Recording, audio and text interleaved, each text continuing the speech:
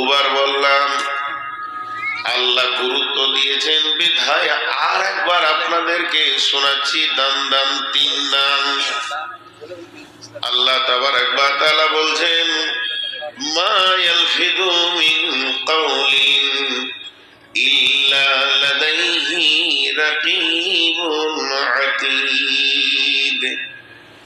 এটা তিনবার বললাম, এটা আমি গুরুত্ব দিলাম। আর আপনাদেরকে খুব মনোযোগ দিয়ে শুনতে বলছি। আমার বেটি, আমার মা, আমার বোন, আমার ভাই, আল্লাহ বলছেন তুমি এমন একটা শব্দ জবান দিয়ে বের করো না, তোমার জিভ দিয়ে শব্দটা বের হচ্ছে, আর তুমি ভেবো না ওই শব্দটা সংরক্ষণ করা হচ্ছে না। আমি তোমার পেছনে প্রতিনিয়তি লিখককে রেডি করে রেখে দিয়েছি। লিখকরা যেন তোমার প্রতিটি শব্দকে সংরক্ষণ করছে, ধরে রাখছে। রাস্তায় চলতে চলতে পায়ে চোট লেগে গেছে, টক্কর লেগে গেছে, মুখ দিয়ে খালি বের হয়েছে উফ, এই শব্দটাও লেখা আছে। তার মানে জিভকে কন্ট্রোল করার জন্যে আল্লাহ বলছেন, যদি তোমার জবান কন্ট্রোল হয় তাহলে গোটা বডিটা কন্ট্রোল হয়ে যাবে। আর যার জিভটা বেকন্ট্রোল হবে তার গোটা বডিটা বেকন্ট্রোল হবে।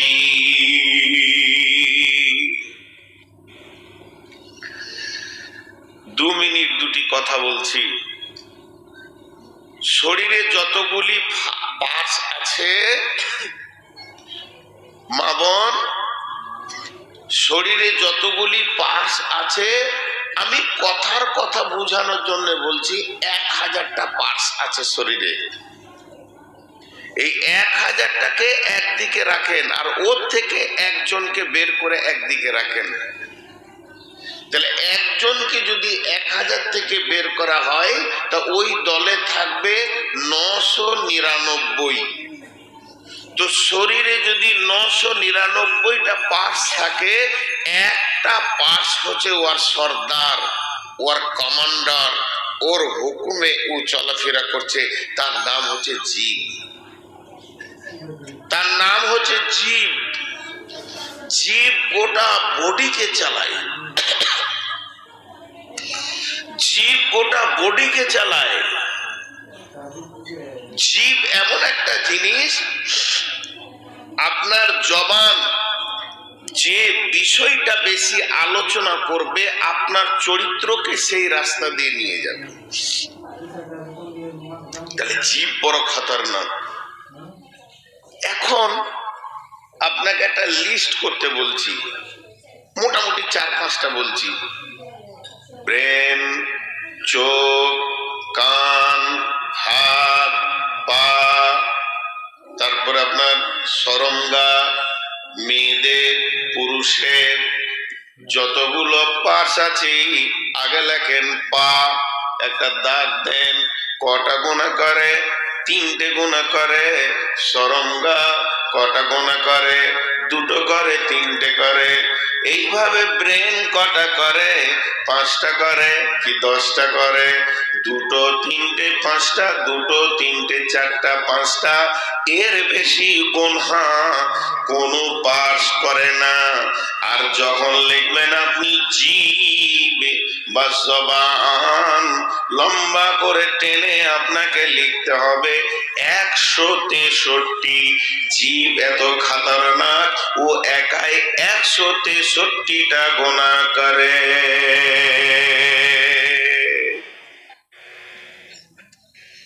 তাহলে কত খতরনাক, একাই 163টা গোনা করে। জি, এখন চলেন, গোটা বডিতে মাংস আছে, হাড় আছে, এইটা হচ্ছে সব থেকে সরু পার্টস। এরও ভিতরে আল্লাহ হাড় দিয়েছেন, এই শেষকালেতে নখ দিয়েছেন এটা মজবুত রাখার জন্য। কিন্তু জীবের ভিতরে কোনো হাড় নাই, আর মাংসটা অতি নরম। তা একজন আল্লাহর ওলি বলছেন, হে হতভাগা, তুমি নরম মাংসতে এত গরম কথা বলো কি করে? তোমার জীব হলো নরম আর তুমি কথা বলছো অত্যাধিক গরম। মেরে দিব, মার্ডার করে দিব, শেষ করে দিব। জীব তোমার কত খতরনাক। এবার চলেন আল্লাহ কি বলছেন জীবের ব্যাপারে। বিসমিল্লাহির রহমানির রহিম। ইয়া আইয়ুহাল্লাযীনা আমানু ইয়া আইয়ুহাল্লাযীনা আমানুত্তাকুল্লাহা ওয়া কুলু কাওলান সাদীদা يصلح لكم أعمالكم ويغفر لكم ذنوبكم ومن يطع الله ورسوله فقد فاز فوزا عظيما। আল্লাহ বলছেন সুবহানাল্লাহ বিহামদি, কত দামি কথা। আল্লাহ বলছেন, হে ঈমানদারেরা, তোমরা জিভকে কন্ট্রোল করো, জিভকে বেঁধে রাখো। জিভ যেন অতিরিক্ত কথা না বলে। তুমি জিভকে বাঁধবে কি দিয়ে? জিভের বাঁধার ওষুধটা কি? ইত্তাকুল্লাহ, আল্লাহকে ভয় করে তুমি জিভটা বাঁধো। আর ওয়াকুলু কাওলান সাদীদা, তুমি সত্য নরম কথা বলো। যখন তুমি জিভকে কন্ট্রোল করে নেবে, সত্য নরম কথা বলবে, তখন কি হবে? ইসলিহ লাকুম আমালুকুম, যখন তোমার জিভ বাঁধা পড়ে যাবে, তোমার সারা বডিতে যত পাশ আছে সবাই ভালো আমল করবে, তোমার আমল চেঞ্জ হয়ে যাবে। আর যখনই তোমার আমল চেঞ্জ হয়ে যাবে, তোমার বডি যখন ভালো আমল করবে,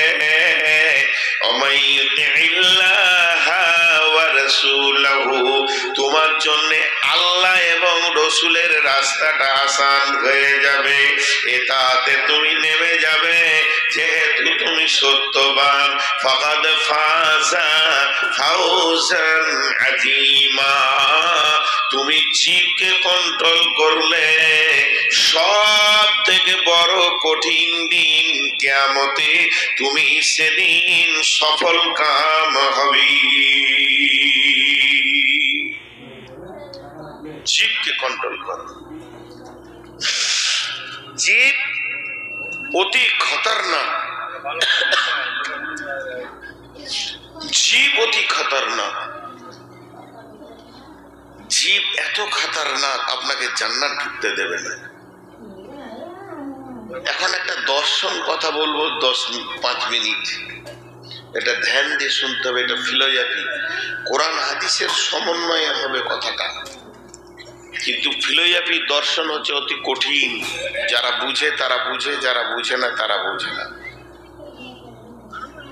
একটা মানুষ যেদিন থেকে মুখ খুলে, আর একটা মানুষ তার আজরাইল এসে যেদিন মুখে তালা মারে, ওর যখন জন্ম হলো 1 বছর 1.5 বছর পর আব্বা মা বলতে শিখলো, মানে মুখ খুললো। আর যেদিন আজরাইল আসলো ওর জিভ তালা পড়ে গেল।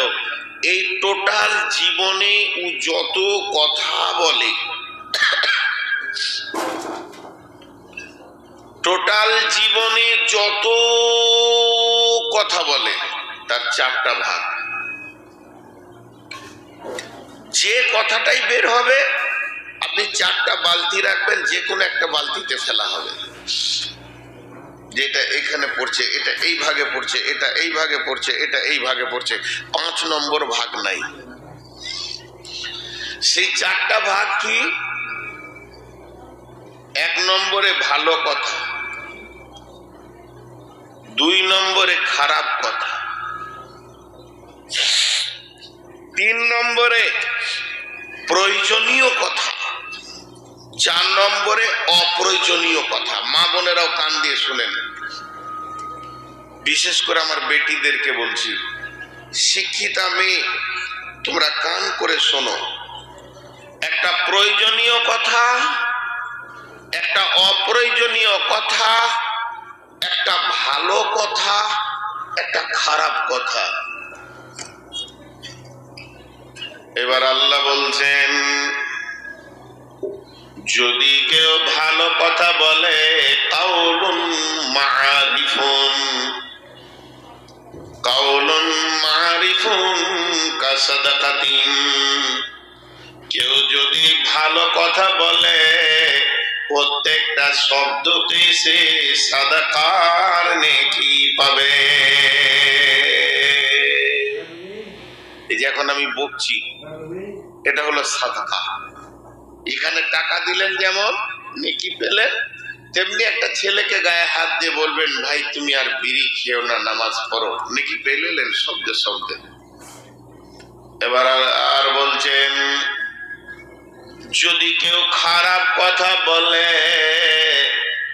তাহলে সে খারাপ কথাটা হলো একটা শব্দে শব্দে গুনাহ। ওই গুনাহটা কেমন, সে একটা বিচন লাগিয়ে দিল, এখানে একটা মিথ্যা কথা বলে দিল, মানে একটা বিচন লেগে গেল। ওই বিচনে একটা ঠিতে আম হবে 25টা 50টা তার গাছ হবে, তারপরে যখন আম ধরবে কয়েক হাজার তার গাছ হবে। তার মানে তার গুনাহ বাড়তে লাগলো। অতএব খারাপ কথা থেকে তুমি বাঁচো। উদাহরণ দেওয়ার জন্য বলছি, উদাহরণ মানে মিসাল। কেউ বলে দিল চায়ের দোকানে, কথাটা একজন বলল, কি বলল, নূর মোহাম্মদ চোর, সুদ খায়, শুনলো 20 জন, তারা 20 জন আবার বলবে 20 করে, তারা বলবে 20 করে, ওর গুনহার ঢেরি চালু হয়ে গেল। তাহলে শুনেন, এবার হলো প্রয়োজনীয় কথা। বিবিকে ডাকছি, শোনো বেগম, তোমার সঙ্গে কথা বলবো, হাসছি, গল্প করছি, নাতি নাতনিকে নিয়ে খেলা করছি, আনন্দ দিছি। বেটাকে ডেকে বললাম, বাবা তুমি হরিশ্চন্দ্রপুরে যাও, মালগুলো নিয়ে এসো। এই যে প্রয়োজনীয় কথা, বিবি স্বামীকে বলছেন, আজকে কি তরকারি বানাবো, বলো কোনটা তোমাকে রুচ লাগছে। এগুলো প্রয়োজনীয় কথা। যদি কেউ প্রয়োজনীয় কথা বলে, সেও শব্দে শব্দে শব্দে নেকি পাবে। প্রয়োজনীয় কথা না বললে মানুষ চলতে পারবে না। আর থাকলো অপ্রয়োজনীয় কথা, চায়ের দোকানে বসে গেছি, আড্ডা জায়গায় বসে van van van van van machine দিলেন, হলেন ফিলিপাইন না, আর এটা ওর প্রয়োজন ছিল না, আছে আর আছে। প্রয়োজনীয় কথাতে নেকি আছে, ভালো কথাই নেকি আছে। এর জন্য আমার আল্লাহ বলছেন, মা ইয়ালফিদু মিন কাওলিন ইল্লা লাদাইহি রাকিবুন আতীদ। তোমার জবান দিয়ে এমন একটা শব্দ বেরোচ্ছে না, যে শব্দটা আমার সংরক্ষণকারী সংরক্ষণ করছে না। বলেন, সাহাবা রাদিয়াল্লাহু আনহুরা কি করতেন জানেন? সারা রাত ঘোরাফেরা হয়ে গেল, এবারও বিছানায় বসেছে, শুবে তো বিছানায় বসে বসে যেসব দোয়া দরুদ আছে পড়ে নিলেন, পড়ে নিয়ে এবার হিসাব করতো, সকালে ওর সঙ্গে আর কি মারলাম, ওর সঙ্গে বেশি কথা বললাম, ওর সঙ্গে ও ডাকলো তা আমি গেলাম না, কি কি আজকে ভুল করেছি। এই কথাটা যদি নাই বলতাম তাহলে তো আমার চলতো। ওই কথাটা বলতে যে দুটা কথা বেশি হয়ে গেল, আমার লিখনেওয়ালা দুটা পাতা বেশি লিখে নিলে। তো আমার ওটা কি বলা দরকার ছিল, এই ঘুমাবার আগে কান্ত, হে আল্লাহ তুমি মাফ করো, তুমি দয়া করো, আমি ভুল করে আজকে বেশি কথা বলে দিয়েছি, আগামীকাল সকাল থেকে উঠে প্রয়োজনের বাইরে একটাও কথা বলবো না। এইভাবে তারা কথাকে কমাতে কমাতে কমাতে কমাতে একদিন মানুষত্বের শীর্ষস্থানে পৌঁছে গেছেন। অতএব বন্ধুরে, অতিরিক্ত কথা বলা যাবে না।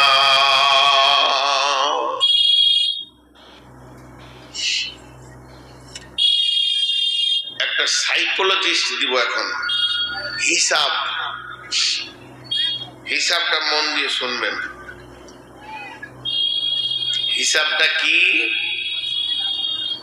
সারা পৃথিবীতে যতদিন পৃথিবী তৈরি হয়েছে, আদম এসেছে, আর যতদিন থাকবে, যতগুলো মার্ডার হয়েছে, যতগুলো খুনাখুনি হয়েছে, যতগুলো লাঠি নিয়ে লাঠালাঠি হয়ে গেছে, যতগুলো তালাক হয়ে গেছে, স্বামী স্ত্রী বিচ্ছেদ, ভাইয়ে ভাইয়ে বিচ্ছেদ, মা বেটায় বিচ্ছেদ, যার পেটে জন্ম নিল সেই মায়ের সাথে সম্পর্ক শেষ, বিবির সাথে সম্পর্ক শেষ, যতগুলো মামলা নিষ্পত্তি হয়ে গেছে এই পর্যন্ত, আর যতগুলো মামলা সারা পৃথিবীতে এখনো পর্যন্ত জীবিত আছে, এরপরও যত মামলা হবে সমস্ত গুলোকে যদি এক জায়গায় করা যায়, আর একবার যদি জিজ্ঞেস করা যায় কি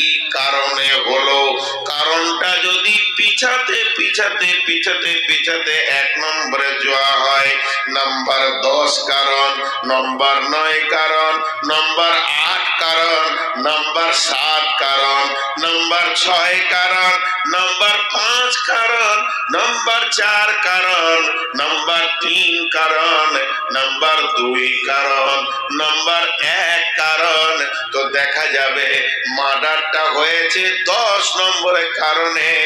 কিন্তু প্রথম ঝগড়া শুরু হয়েছে জীব দিয়ে, ওর কথা ওকে লাগিয়েছে, ওর কথা এর কাছে গেছে, যত স্বামী স্ত্রী তালাক আজ পর্যন্ত হয়ে গেছে ওটা একমাত্র জীবই করতে পেরেছে, আর কেউ পারবে না।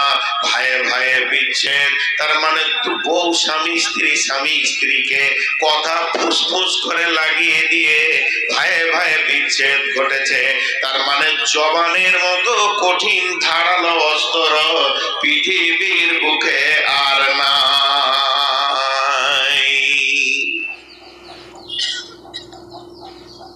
আপনারা বাঁশ কাটেন, ওইটাকে কি বলেন? এরকম দাও, দাও দিয়ে বাঁশ কাটা যাবে, কাঠ কাটা যাবে, দাও দিয়ে গরুর হাড্ডিকে চুরচুর করে দেওয়া যাবে, দাও দিয়ে আরো কত কাজ হবে, কিন্তু দাও দিয়ে মা বেটার সম্পর্ক কাটা যাবে না, স্বামী স্ত্রী সম্পর্ক কাটা যাবে না। পৃথিবী সব থেকে ধারালো অস্ত্র হচ্ছে জীবের কথা। স্ত্রী এমন কথা বলে দিল স্বামীকে, সকালে উঠে মাকে কথা বলে না, আব্বা যে আব্বা লেখাপড়া শিখিয়ে ইট ভাটাতে কুলিগিরি করে ছেলে আমার কলেজে পড়বে, কত কষ্ট করে টাকা জমা করলো, ছেলে কলেজে পড়লো, কলেজে পড়ে ইঞ্জিনিয়ার হলো, আর ইঞ্জিনিয়ারে চাকরি করতে গিয়ে কুচবিহারে লাভ ম্যারেজ করে নিল। স্বাধীন দেশে স্বাধীন বেরেন ছেলে উচ্চ শিক্ষিত হয়েছে, সেই বউটা এসে এমন কথা বলে দিল, আমার ফ্যামিলিতে তোমার বাপ অচল, একটা মূর্খ রাখাল ইটের ভাটার মালিক কোনদিন ইঞ্জিনিয়ার আর ডাক্তার বউয়ের পরিবারে থাকতে পারে না। এই কথাটা যে কত বড় অস্ত্র, এমন ধারালো কোপ মেরে দিল, যে বেটাটাকে ইটের ভাটাতে ইট বহন করে ইঞ্জিনিয়ার করেছে, সেই বেটা বাপের লাশ পর্যন্ত দেখতে আসছে না। এটা হলো জবানের ধারালো অস্ত্র দিয়ে কাটা। পৃথিবীর যত কাটা আছে, আমার হাতটাকে দাও দিয়ে কেটে দেন, হাসুয়া দিয়ে কেটে দেন, আর চাকু দিয়ে কেটে দেন। ডাক্তার সেলাই করে দেবে, 6 মাস পরে সব আবার যেমন ছিল হয়ে যাবে। কিন্তু জিভ দিয়ে যেটা কাটবে ওটা সারা জীবনেও রিপেয়ার হবে না।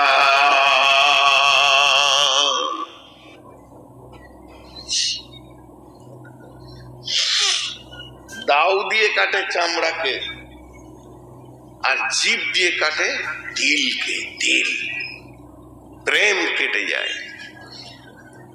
আর কত তোদের পায়ে ধরবো রে বাপ, আর কত ধরবো?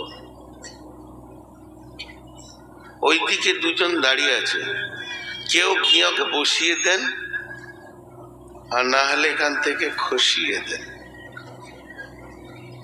বেয়াদব লোক। বংশটা ঘোড়া বংশ, ঘোড়াটা যদি বসে যায় তো দাম কমে যাবে। জীব হলো বড় বেকন্ট্রোল। আপনাদের বিরক্ত লাগছে নাকি? জি, এতগুলো লোক চুপ করে আছেন, আপনাদের বিরক্ত লাগছে? আমার শরীরে এখন জ্বর। আমাদের জিন্দেগিটা আল্লাহ বানিয়েছে, মানুষ টাকাটা দেখে কিন্তু বাকিগুলো দেখে। 4 জন বক্তা বক্তব্য করতে করতে মরেছে, আমার এলাকারই 2টা। আমি 6 থেকে 7 বার অ্যাক্সিডেন্ট করেছি, রাত 1:30টায় 2টোয়। এমন অ্যাক্সিডেন্ট করেছি, দুদিকে রোড জাম হয়ে এসে বলছে আপনি বেঁচে আছেন? আল্লাহ আছে। তো ভাইয়া, জীব বড় বেকন্ট্রোল। যার জীব কন্ট্রোল হয়ে যাবে গোটা দেহ কন্ট্রোল হয়ে যাবে। এবার আল্লাহ কি বলছেন? ইয়া আইয়ুহাল্লাযীনা আমানু ইজতানিবু কাসীরাম মিনাজ জান্নি ইন্না বা'দাদ দান্নি ইসমুন ওয়া লা তাজাসসু ওয়া লা ইয়াগতাব বা'দুকুম বা'দান আইয়ুহিব্বু আহাদুকুম আইয়াকুলা লাহমা আখিহি মাইতান ফাকারিহতুমুহু ওয়াত্তাকুল্লাহা ইন্নাল্লাহা তাওয়াবুর রহিম। সব থেকে বেশি গীবত করে মেয়েরা। মেয়েরা বেশি গীবত করে। 3টে মেয়ে চুপ করে বসে আছে, দেখাতে পারবেন না। 2টা মেয়ে চুপ করে বসে আছে, দেখাতে পারবে না। গোটা কথা বলে পেট খালি করে নিবে, বুক খালি করে নেবে, যে শেষকালে বলবে ওর কথা বলিস না, আমাকে ভালো লাগে না। শুনেও নিল, বলেও নিল। অতএব গীবত বড় ভয়ানক। আল্লাহ বলছেন গীবতটা তৈরি হয় কোথা থেকে? গীবতের একটা চাবি আছে, সেই চাবিটার নাম হলো জান। জান জান। আল্লাহ বলছেন ইয়া আইয়ুহাল্লাযীনা আমানু, হে ঈমানদারেরা, ইজতানিবু, তুমি বাঁচো, বা'দাদ জান্নি, এমন কিছু ধারণা থেকে। জান মানে হলো ধারণা। তুমি যখনই ধারণা করবে, তোমার মাথা যখনই কোনো অনুমান করবে, তখনই তোমার জিভটা খুলে যাবে। অতএব তুমি ধারণা করিও না। ধারণা হলো জীবের চাবি। যদি চাবি না খুলতে পারে, ভিতরের মাল বের করতে চড়ে যেমন পারবে না, যার কাছে অনুমান বা ধারণা থাকবে না, তার দ্বারা শীত গুনাহ করবে না। এর জন্য আল্লাহ বলছেন খবরদার তোমরা ধারণা করো না, বাঁচো তোমরা কিছু ধারণা থেকে। ধারণা কেমন? এখন জলসা শেষ হবে, ধরেন 12:30টায়। 12:30টায় শেষ হলো, সবাই আমরা উঠতে শুরু করে দিলাম। রাস্তায় যেছি, যেতে যেতে এখান থেকে কারো বাড়ি 10 কিলোমিটার, ও সাইকেল কি বাইক লেগেছে, এমন সময় দেখছে একটা যুবতী মেয়ে আর এক যুবকের বাইকের পেছনে ও যাচ্ছে।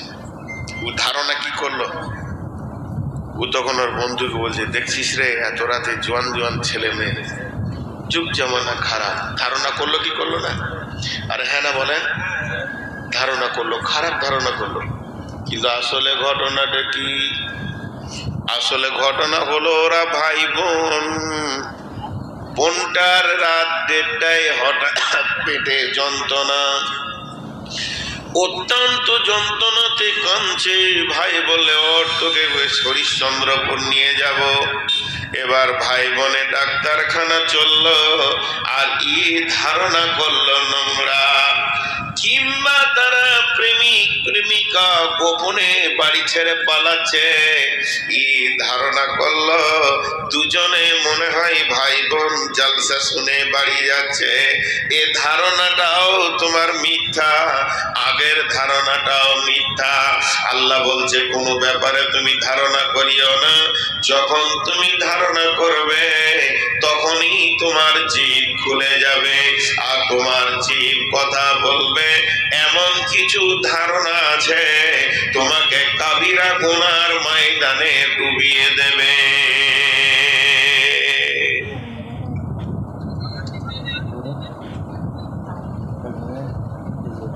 এমন কিছু ধারণা আছে খারাপ। ঘটনা একটি শোনেন। বিশ্বনবী ইতিকাফ নিয়েছেন মসজিদে, আর ইতিকাফ গুলো হয় চাঁদের মাসের শেষ দিকে। বিশ্বনবীর সঙ্গে বেগম সাফিয়া দেখা করতে এসেছেন মসজিদে, বিশ্বনবীর বিবি। বিশ্বনবী তার বিবির সঙ্গে মসজিদে বসে বসে এসার পর অনেক আলাপ আলোচনা করলেন। এবার মহিলা মানুষ, তিনি বলছেন, ইয়া রাসূলুল্লাহ, ইয়া হাবিবাল্লাহ, আপনি আমাকে একটু আগিয়ে দেন।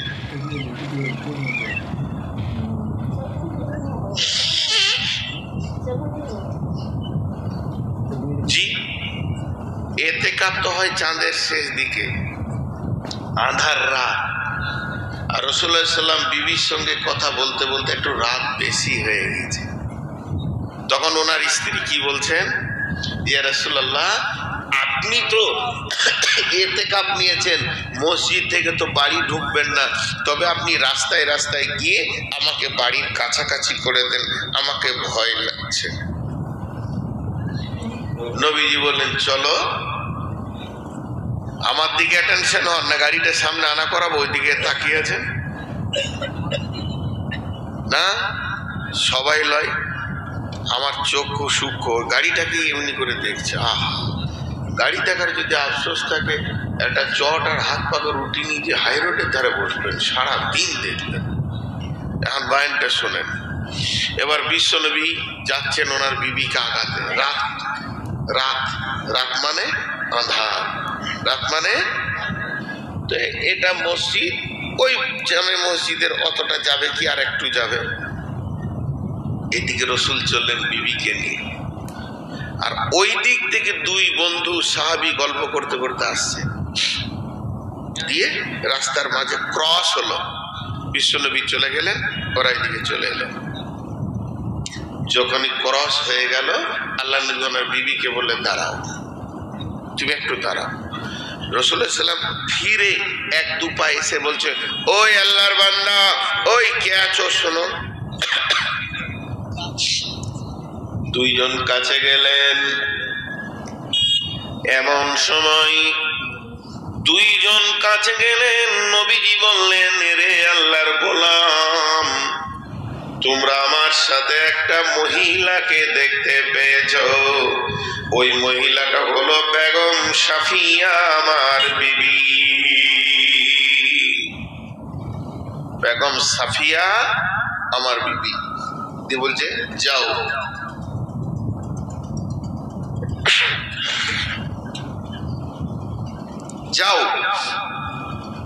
বলি, বলছে যাও। ওরা দুজন কি বলছেন, ইয়া রাসূলুল্লাহ, ইয়া হাবিবাল্লাহ,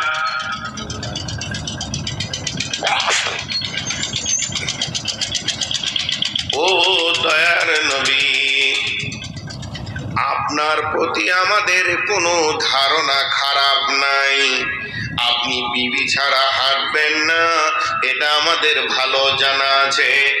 যেদিন থেকে আপনাকে আমরা নবী বলে মেনে নিয়েছি সেদিন থেকে আমরা একদম পরিষ্কার আপনাকে ভালো মানুষ জানি। নবীজি বললেন, রে আল্লাহর গোলাম, আল্লাহর বান্দা, তুমি ভালো, তোমরা ভালো, আমি ভালো, আমার বিবি ভালো, তোমরা দুজনে ভালো, আমি ভালো, আমার বিবি ভালো, কিন্তু শয়তান ভালো নয়। কাফেরেরা দিন রাত আমার বিরুদ্ধে নোংরা নোংরা নোংরা নোংরা কথা তৈরি করছে। যদি কাফের বেঈমান মুশরিকেরা কোথাও বলে ওর ব্যবহার খারাপ, তখন তোমার মনটা একবার বলে দেবে আমিও রাতে মেয়ে ছেলের সঙ্গে দেখেছি। আর এটা যখনই তোমার মনে চলে আসবে সঙ্গে সঙ্গে তোমার ঈমানটা শেষ হয়ে যাবে।